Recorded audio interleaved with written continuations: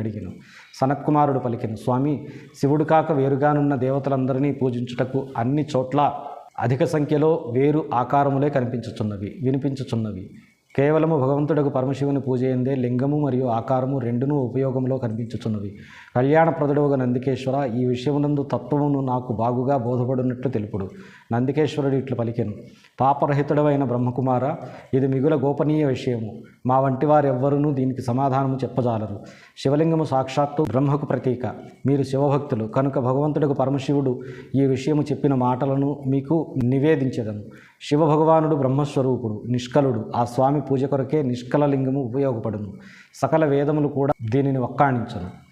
సనత్కుమారుడు తెలిపెను, భాగ్యశాలి ఒక యోగీంద్ర, భగవానుడు శివుడు మరియు ఇతర దేవతల పూజలందు లింగము మరియు వేరు శివాకారం యొక్క ప్రచారము గోప్యమని తెలిపితిరి.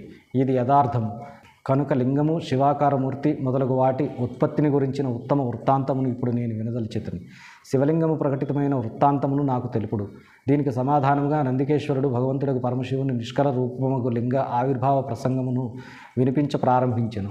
ఆయన బ్రహ్మ విష్ణువుల వివాదమును, దేవతల వ్యాకులతను, దేవతలు దివ్య కైలాస శిఖరమునకు వెళ్ళుటయు, వారు చంద్రశేఖర మహాదేవుని స్తుతించుట, దేవతలచే ప్రేరితుడై మహాదేవుడు బ్రహ్మ విష్ణువు యొక్క వివాద స్థలమునకు విచ్చేయుట, ఇరువురి మధ్య నిష్కలము ఆద్యంత రహితము భయంకరమైన అగ్నిస్తంభ రూపమున ఆ స్వామి ప్రకటితుడగుట మొదలగు ప్రాసంగిక గాథలను చెప్పెను.